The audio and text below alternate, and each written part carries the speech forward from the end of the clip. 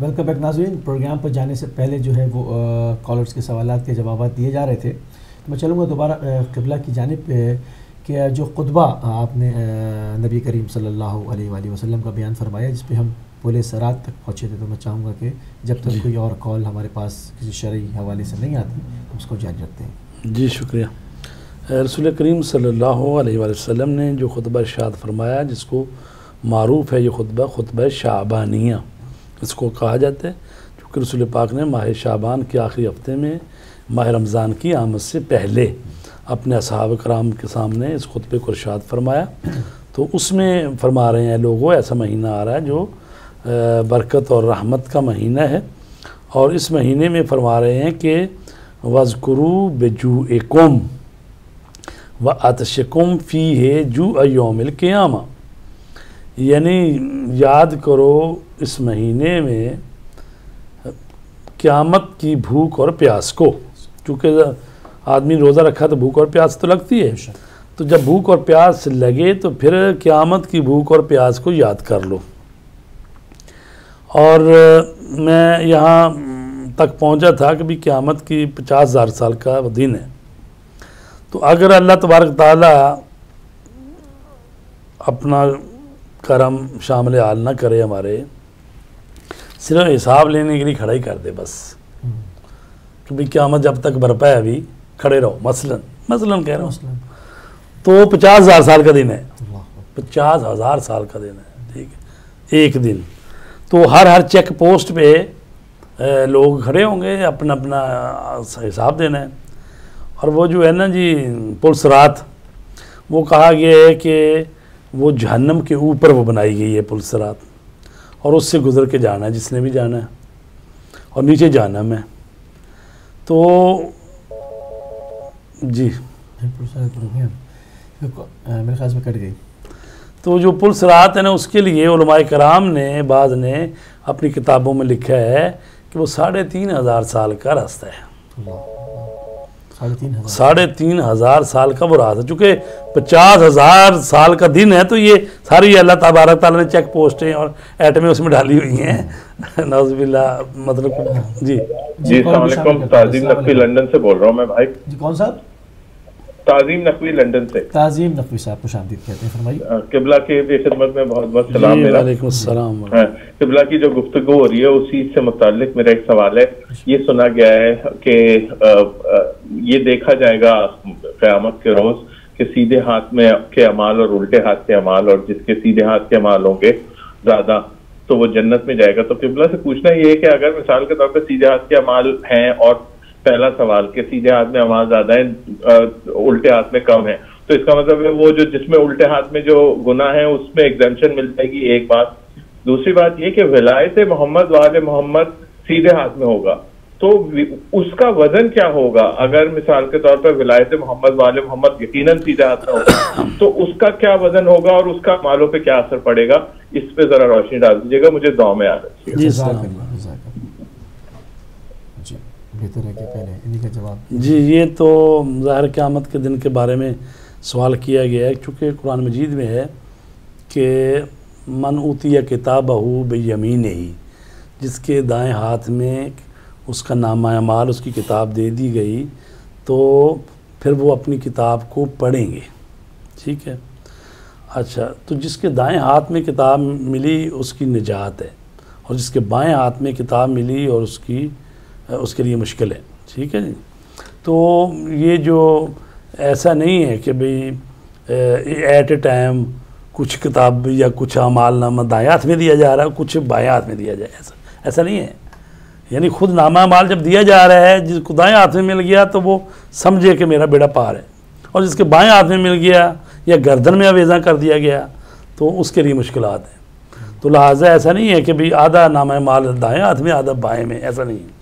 اور دوسری جو بات یہ ہے کہ ولایت امیر المومنین علیہ الصلوۃ والسلام اور باقی ائمہ طہار کی ولایت کا جو پوچھا جائے گا، اور اس سے جو آیت ہے وہ یہ کہہ رہی ہے واقفوہم انہم مسئولون، ان کو روکو، ان سے سوال کیا جائے گا.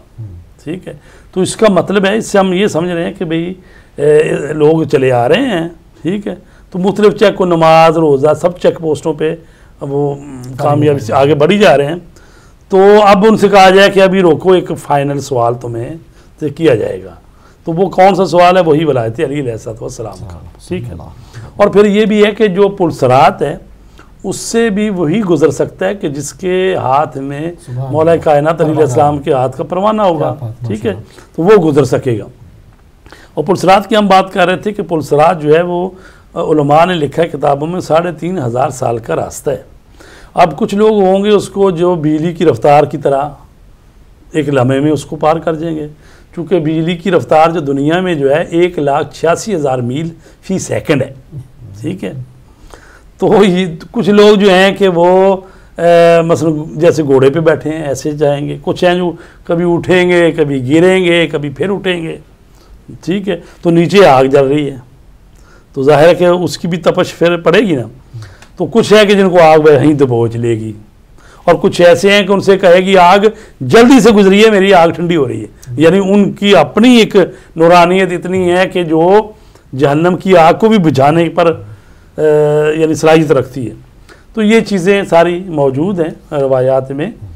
تو اللہ تبارک تعالیٰ کے نبی جو ہیں یہ فرما رہے ہیں کہ جب روزہ رکھو تو اس میں بھوک اور پیاس لگے گی. تو بھوک اور پیاس جب لگے تو یوم قیامت کے دن کی بھوک اور پیاس کو یاد کرو. فرمایا وَتَصَدَّقُوا عَلَىٰ فُقَرَائِكُمْ وَمَسَاكِينِكُمْ، اور صدقہ دو اپنے فقیروں اور مسکینوں کو صدقہ دو. اور اس میں بھی کہا گیا اپنے فقیروں اور مسکینوں کو. ٹھیک ہے.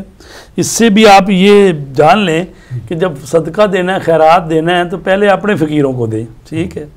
اور ایک دفعہ ہوتا ہے نا کہ جیسے بڑے دور دراز ملک میں بھی فقیر ہیں اور اپنے ملک میں کے بھی فقیر ہیں، یا جہاں آپ رہ رہے ہیں وہاں بھی کوئی فقیر ہے. بعض دفعہ لوگ کہہ دیتے ہیں کہ جناب یہاں تو کوئی فقیر نہیں ہے.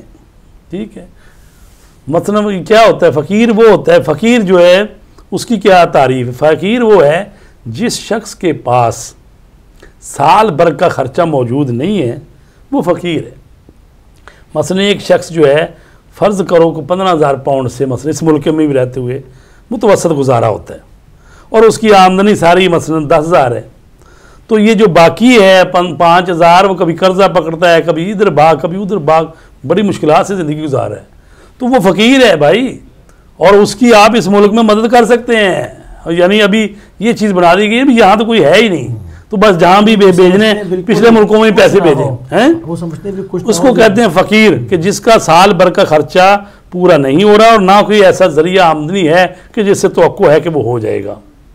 اور ایک ہے مسکین. مسکین وہ ہے کہ جس کا بیچارے کا پورے سال کی بات نہیں ہو رہی، مہینہ بھی نہیں پورا ہو رہا، یعنی مثلا 10 دن بھی صحیح طرح نہیں گزرتے، یعنی فاقے ہیں. کبھی 2 دن ملتا ہے، کوئی 2 دن فاقہ، 1 دن فاقہ، ایسے بھی لوگ اس کو کہتے ہیں مسکین. تو یہ کہا گیا ہے کہ تصدق کرو اپنے فقراء پر اور مساکین کے لیے. وَوَقِّرُوا كِبَائِرَكُمْ، اور توقیر کرو اپنے بزرگوں کی، اپنے بڑوں کی رسپیکٹ کرو. وَارْحَمُوا صِغَارَكُمْ، اور اپنے چھوٹے بچوں پر وَارْحَمُوا، رحم کرو، شفقت سے پیش آؤ. وَصِلُوا أَرْحَامَكُمْ، اور صلہ رحم کرو اپنے عزیزوں کے ساتھ. اب یہ اس کو میں سمجھاتا ہوں. وَصِلُوا تو وصل کرنا تو ہوتا ہے جوڑنا. ٹھیک ہے. تو صلہ رحمی جب ہم کہتے ہیں، صلہ رحمی کا مطلب ہے کہ یعنی آپ کے وہ رشتہ دار جو کہ ایک ہی ماں باپ سے یا ایک ہی دادا دادی سے وجود میں آئے ہیں. کیونکہ جو پیدا ہونے والا بچہ ہے وہ ماں کے شکم سے، ماں کے رحم سے ہی باہر آتا ہے. تو آپ نے کیا کرنا ہے، جو اس رحم سے نکلے ہوئے افراد ہیں ان کے درمیان آپ نے جوڑنے ہیں. تو بس جو بہن ہیں بھائی ہیں، اسی طرح وہ دادا دادی کی اولاد جو ہیں، تو یہ جو یعنی ایک ہی شکم سے باہر آئے ہوئے ہیں ان کو جوڑنا ہے. وَصِلُوا أَرْحَامَكُمْ، جو رحمی رشتہ دار ہیں ان کے ساتھ صلہ رحمی کرو. تو یہ صلہ رحمی جو ہے یہ ظاہر ہے کہ کم سے کم یہ ہے کہ بھئی آپ کا رابطہ ان سے ہونا چاہیے، ٹیلی فون ہی کر لیں. آپ دوسرے ملک میں رہتے ہیں کم از کم. اور پھر یہ ہے کہ اگر ان کو ضرورت ہے کوئی چیز، اس کو کہا گیا ہے نا کہ اول خیش بعد درویش. پہلے اپنوں کو اور بعد میں بیگانوں کو. تو بعض لوگ ہوتے ہیں کہ دوسروں کو تو بڑھ بڑھ کے خیرات دے رہے ہوتے ہیں، تو ان کی بہن ہیں، بھائی ہیں، وہ بیچارے غربت میں زندگی گزار رہے ہیں. ٹھیک ہے، تو لہٰذا کہا گیا ہے کہ وَصِلُوا أَرْحَامَكُمْ، اپنے جو تمہارے رشتہ دار ہیں رحم والے ان کے ساتھ صلہ رحمی کرو. وَاحْفَظُوا أَلْسِنَتَكُمْ، اور اپنی زبانوں کی حفاظت کرو. روزہ رکھ کے تو ایسا نہیں ہے کہ بھئی روزہ تو رکھ لیا، اب یہ ہے کہ بھئی فوش بھی دے رہے ہیں، غیبت بھی کر رہے ہیں اور گانے بھی سن رہے ہیں. اور اسی طرح چونکہ روزہ جو ہے وہ معصومین نے فرمایا کہ روزہ جو ہے تمہارے پورے وجود کا روزہ ہونا چاہیے. زبان کا بھی روزہ ہو، کسی کی غیبت نہ کرو، کسی کو فوش نہ دو. آنکھوں کا بھی روزہ ہو، یعنی کیسا منظر بھی نہ دیکھو، کسی غیر محرم کو بھی نہ دیکھو، جن چیزوں کو حرام قرار دیا گیا ان کو نہ دیکھو. کانوں کا بھی روزہ ہونا چاہیے کہ نہ غیبت سنو، ٹھیک، اور نہ گانے سنو، نہ اس طرح کی موسیقی جو حرام ہے وہ بھی نہ سنو. اور اسی طرح ہاتھ سے کسی پر ظلم نہ کرو. تو انسان کے جو اعضاء و جوارے ہیں وہ بھی روزے کی حالت میں ہونے چاہیے. یہ حقیقی روزہ ہے.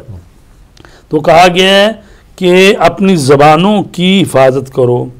وَغُضُّوا عَمَّا لَا يَحِلُّ النَّظَرُ إِلَيْهِ، اور بند کر لو اپنی آنکھیں اس چیز سے کہ جس کا دیکھنا جائز نہیں ہے، جو حرام ہے جس کا دیکھنا.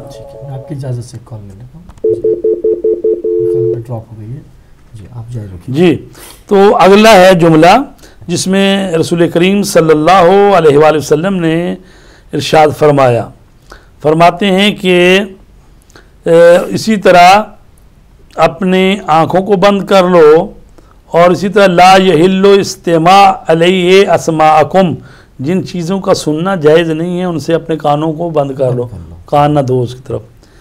وَتَحَنَّنُوا عَلَىٰ إِيتَامِ النَّاسِ، اور کہا گیا کہ لوگوں کے یتیموں پر رحم کرو، ان کی دیکھ بھال کرو یتیموں کی. یتحنن علی ایتامکم، تاکہ اگر تم بھی دنیا سے چلے جاؤ تو تمہارے بچے بھی یتیم ہوں. تو پھر معاشرے میں اگر یہ رسم پڑی ہوئی ہے، سارے کر رہے ہیں کام، یتیموں کی دیکھ بھال کے لیے ادارے بنے ہوئے ہیں یا لوگ کر رہے ہیں، تو اس کا مطلب یہ ہے کہ جانا تو ہر ایک نہیں ہے. ضروری نہیں ہے کہ ہر کوئی اسی وقت جائے جب کہ اولاد جوان ہو جائے، شادی کے قابل ہو، شادی کریں. بس ایسا تو نہیں ہے نا، ہو سکتا ہے کہ جوانی کے عالم میں بھی کوئی جا سکتا ہے. تو اگر آپ دوسروں کے یتیموں کی دیکھ بھال کرو گے، لوگوں کے یتیموں کی، تو پھر اگر ایسا ہوا کہ پھر آپ کے بھی یتیموں کی لوگ دیکھ بھال کریں. اچھی ریت پڑے مطلب. جی. وَتُوبُوا إِلَى اللَّهِ مِن ذُنُوبِكُمْ، اور توبہ کرو اللہ تبارک تعالیٰ سے اپنے گناہوں کی. اب یہاں پر توبہ کی بات آئی تو توبہ کے متعلق بھی تھوڑی سی بات کر لیں. کہا گیا ہے توبہ کرو. توبہ جو ہے تابہ سے ہے، تابہ کے مادے سے ہے. اس کا مطلب ہوتا ہے پلٹنا، واپس آنا. جب انسان گناہ کرتا ہے تو وہ جو اللہ کی طرف جا رہا ہے، ہر بندہ ہی اللہ کی طرف جا رہا ہے. اِنَّا لِلَّهِ وَإِنَّا إِلَيْهِ رَاجِعُونَ. ہر کوئی اس کی طرف ہی جا رہا ہے، خواہ چاہے چاہے نہ چاہے، جا اسی کی طرف رہا ہے. ٹھیک ہے.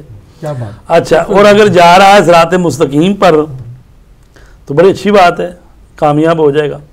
لیکن جب گناہ کرتا ہے نا بندہ تو پھر صراط مستقیم سے انحراف کرتا ہے. ٹھیک ہے. یہ ایسے ہی ہے کہ جیسے آپ نے مانچسٹر سے لندن جانا ہو تو مثلا درمیان میں M6 پھر M1 آتی ہے، تو جو ہی آپ کسی وہ جو صحیح راستہ ہے اس سے مڑ کے دوسرے والے طرف ہو جائیں گے تو آپ کو پلٹنا پڑے گا. اگر آپ نے لندن جانا ہے تو آپ کو پلٹنا پڑے گا، اس راستے کی طرف آنا پڑے گا جو لے کے جاتا ہے لندن کی طرف. تو اسی طرح ہے کہ جو صراط مستقیم ہے، اگر انسان گناہ کرے تو اس سے انحراف کر جاتا ہے، تو پھر اس کو پلٹنا ہے، دوبارہ واپس آئے. جب تک پلٹے گا نہیں اس وقت نجات نہیں ہوتی. تو اس لیے کہا گیا ہے کہ توبوا الی اللہ، اللہ کی طرف واپس آ جاؤ. ٹھیک ہے. اور گناہوں کی معافی مانگو، من ذنوبکم، اپنے گناہوں کی معافی مانگو اور واپس آ جاؤ. جی فرمائیں. میں کہہ رہا ہوں بہت خوبصورت مثال دی کہ ہر آدمی جا خدائی کی طرف رہے، جی، چاہے اس کا شعور رکھتا ہو نہ رکھتا ہو، موبائل ہو نہ ہو، کیونکہ پلٹنا تو ظاہری بات ہے. لیکن یہ ہے کہ جب پلٹیں گے نا صراط مستقیم کے راستے سے ہوتے ہوئے اللہ کے پاس پلٹیں گے تو مثلا بلا تشبیہ یعنی اللہ کے مطلب چونکہ اللہ تے ماورا ہے جسمانیت سے، مثال سمجھانے کے لیے کہہ رہا ہوں، ایک ہاتھ میں اس کی جنت ہے، ایک ہاتھ میں دوزخ ہے مثلا، ٹھیک ہے. تو اب جو جا رہا ہے اگر صراط مستقیم کی طرح جائے گا تو وہ سامنے جنت اس کا استقبال کر رہی ہے، تو اگر برے دوسرے راستے جائے گا تو جہنم اس کا استقبال کر رہا ہے. جنت جو ہے وہ اللہ کی وہ رحمت کا مظہر ہے، اور جہنم اللہ کے قہر و غضب کا مظہر ہے. تو لہٰذا اگر انسان جو ہے وہ سیدھے راستے پہ جائے گا تو جنت ہے، اور دوسرے راستے جانا تو ہے ہی. یہ تو نہیں ہو سکتا کہ وہ جائے گا نہیں، کہیں گم ہونے والا نہیں ہے، جانا اللہ کی طرف ہی ہر بندے نے جانا ہے. لیکن وہ سوچ سمجھ کے شعور کے ساتھ اور اس آیت کو بھی سمجھتے ہوئے کہ ہم اللہ کی طرف سے آئے، اللہ کی طرف جانا ہے، ٹھیک ہے. یا اس کا معنی یہ ہے کہ ہم اللہ کی ملکیت ہیں اور اللہ کی طرف جانا ہے، ٹھیک ہے. اور رجوع بھی ہمارا اللہ کی طرف، اور اصل میں چونکہ جو اصل مال جس کا ہوتا ہے اس کی طرف پلٹنا ہی پلٹنا ہے، ٹھیک ہے. تو ہم مالک نہیں ہیں، مالک اللہ ہے، ہم اس کی ملکیت میں.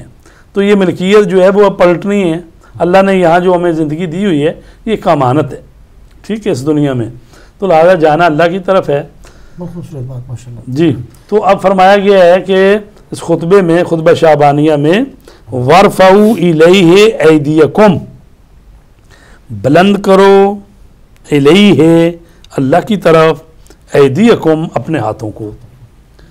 اچھا کب بلند کرو؟ فی اوقات صلاتکم، جب تم نمازیں پڑھتے ہو نا تو بہترین وقت ہے دعا کرنے کا. تو نماز پڑھ کے بھاگو نہیں ہے. بعض لوگ کہتے ہیں نماز پڑھی اور چل دیے، ابھی مثلا کیا ہے، مثلا افطاری کرنی ہے یا بھاگنا ہے. تو بہرحال نماز کے بعد دعا کرنی چاہیے، بہترین اوقات جو ہیں دعا کے. تو وہ کہا گیا ہے کہ جب تم نماز پڑھو تو اپنے ہاتھوں کو اللہ کی بارگاہ میں بلند کرو دعا کے لیے. کیوں؟ فَإِنَّهَا أَفْضَلُ السَّاعَاتِ، کیونکہ یہ گھڑیاں جو ہیں نماز کے وقت کے اوقات، یہ بہت بہترین وقت ہے تمہاری دعاؤں کے قبول ہونے کے. کیوں؟ يَنظُرُ اللَّهُ عَزَّ وَجَلَّ فِيهَا بِالرَّحْمَةِ، اس وقت نماز کے اوقات میں اللہ تبارک تعالیٰ نظر کرتا ہے. کون سی نظر؟ رحمت کی نظر.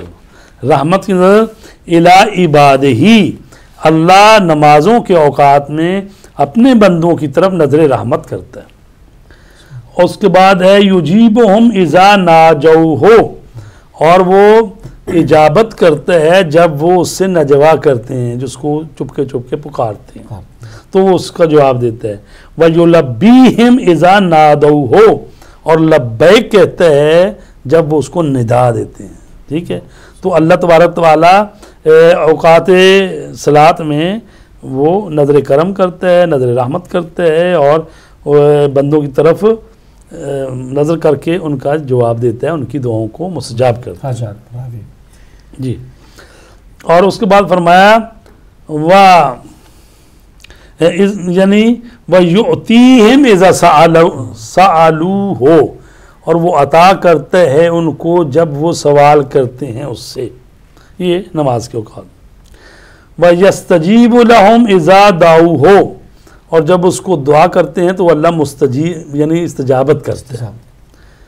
اب یہاں سے یہ تو ہوگی بندے کا اپنا.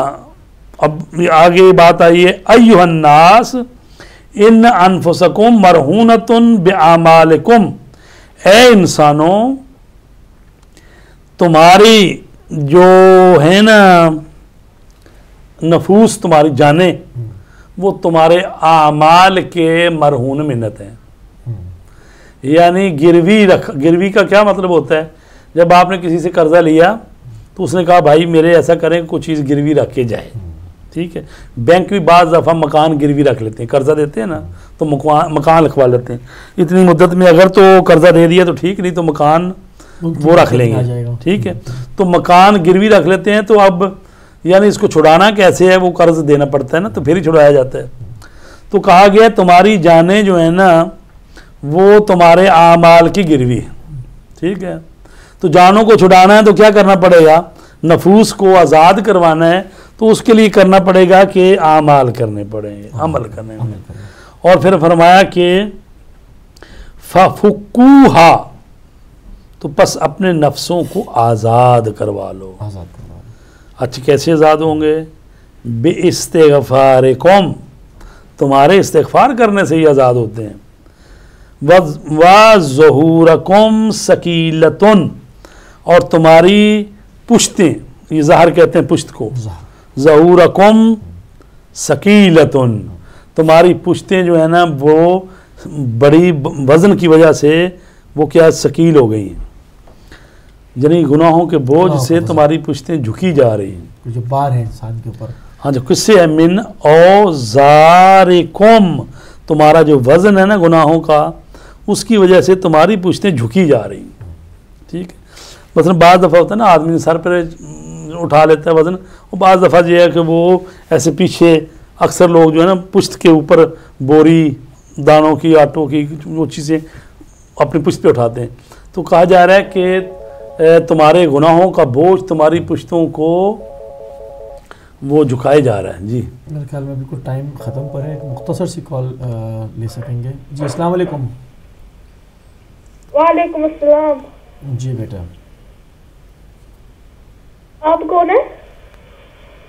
جی میرے خیال جی تو ایک آدھا جملہ اور میں بالکل ختم کر رہے ہیں. جی ایک دو جی تو فرمایا گیا ہے کہ تمہاری جو کمریں ہیں وہ تمہارے گناہوں کے وزن سے جھکی جا رہی ہیں. فخففوا ان یروعکم بالنار تو کیا کرو ان میں تخفیف کرو، تقوی اور ورع اور اس سے، تو یعنی جہنم سے بچنا چاہتے ہو تو پھر تقوی اختیار کرو، ورع اور اس سے. یوم یقوم الناس لرب العالمین یعنی جب تم اللہ کے سامنے پیش ہو جاؤ گے. جی کہا لے لیں. جی السلام علیکم. وعلیکم السلام. میں اینڈ نہیں کرنا پر میں سوچ رہا تھا اگر میں لائیو کال کر سکوں اس شو پہ. جی آپ لائیو ہیں بیٹا. کہنا کیا چاہتے ہیں؟ جی آپ لائیو ہیں بچے ہیں. جی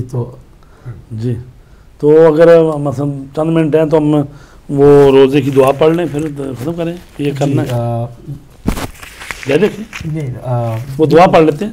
جی تاکہ وہ جو کہا گیا ہے کہ ہر نماز کے بعد جب تم دعا مانگو تو اس دعا کو پڑھنا مستحب ہے، اس دعا کو ہم پڑھ لیتے ہیں. ٹھیک ہے بالکل ٹھیک ہے، کیونکہ ہمارے پروگرام کا ٹائم بھی اب زیادہ جی نہیں تو بہتر ہے کہ دعا.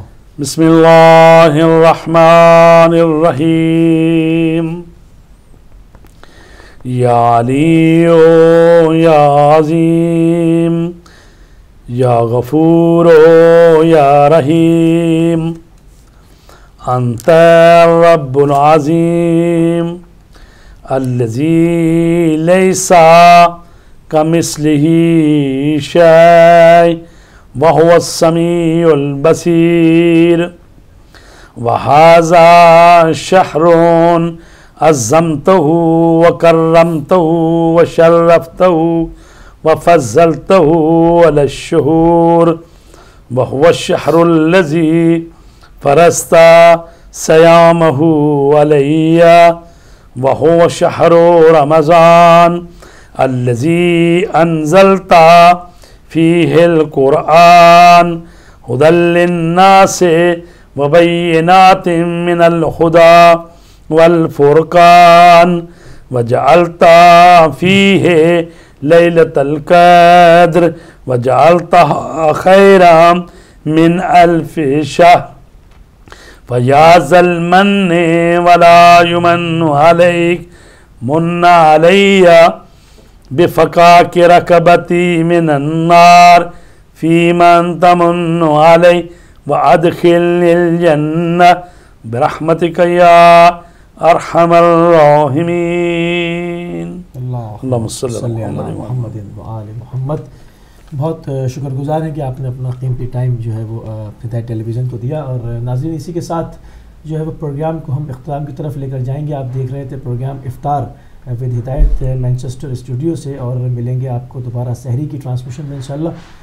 جب تک کے لیے مجھے اور قبلہ علامہ سید فدا حسین بخاری صاحب کو اجازت دیجیے. السلام علیکم ورحمۃ اللہ وبرکاتہ.